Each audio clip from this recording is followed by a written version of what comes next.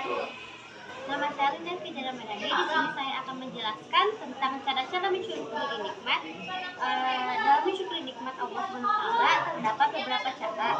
Yaitu pertama ada selalu berzikir dengan selalu mengingat Allah SWT dalam hati kapanpun dan dimanapun agar kita selalu menyadari bahwa kita adalah ciptaan Allah Subhanahu wa taala.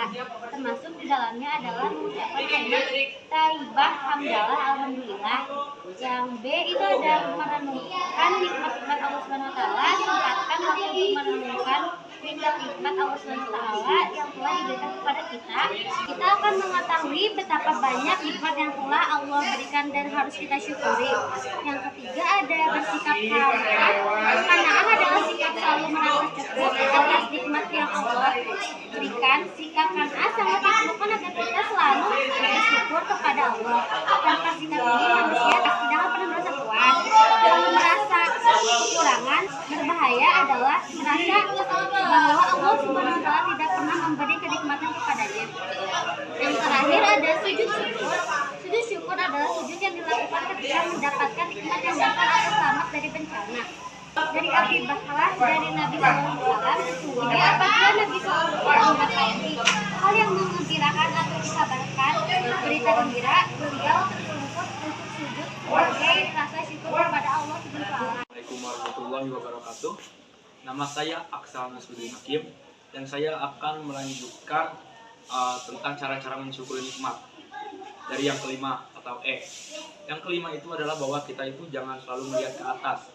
Maksud ke atas di sini itu bukan melihat itu, tapi kita itu harus menghentikan kebiasaan untuk membandingkan diri kita sendiri dengan orang yang ekonominya atau mungkin pencapaiannya itu lebih tinggi daripada kita. Sebaliknya, kita harus terus melihat ke bawah, melihat kepada orang-orang malang yang mungkin nasibnya tidak sebaik kita, agar kita bisa menjadi lebih bersyukur. Lalu selanjutnya itu adalah selalu berterima kasih kepada orang yang memberi. Kalau misalnya ada orang yang memberi kita hal-hal kecil kayak permen atau mungkin sekedar cemilan gitu kan, kita harus bersyukur. Karena seperti yang Rasulullah bilang di hadis Tirmidzi bahwa orang yang tidak berterima kasih itu bukan orang yang bersyukur. Lalu selanjutnya G adalah kita harus menggunakan nikmat itu sesuai dengan fungsinya. Contohnya aja, saya punya badan yang sehat, tapi saya nggak pakai badan yang sehat itu dengan cara yang benar. Saya malah membuat badan saya sakit misalnya dengan makan makanan yang nggak sehat. Atau misalnya kita punya harta berlebih, kita jangan menggunakannya untuk foya-foya gitu, tapi kita harus menggunakannya misalnya untuk beramal gitu kan, untuk membantu orang-orang yang kekurangan seperti itu. Lalu selanjutnya adalah hikmah dari mensyukuri nikmat.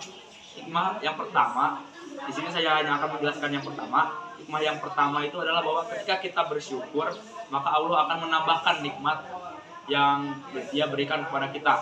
Ini sesuai dengan dari surah Ibrahim ayat 20 atau 17 saya lupa. Di sana itu bilang, A'udzubillahi minasyaitonirrajim, Bismillahirrahmanirrahim.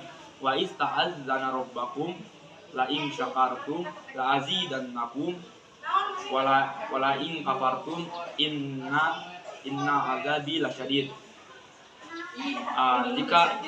Dan ingatlah ketika aku memaklumkan bahwa sesungguhnya jika kamu bersyukur maka aku akan menambahkan nikmatmu, dan jika kamu mengkufur di nikmatku maka azabku dahsyat.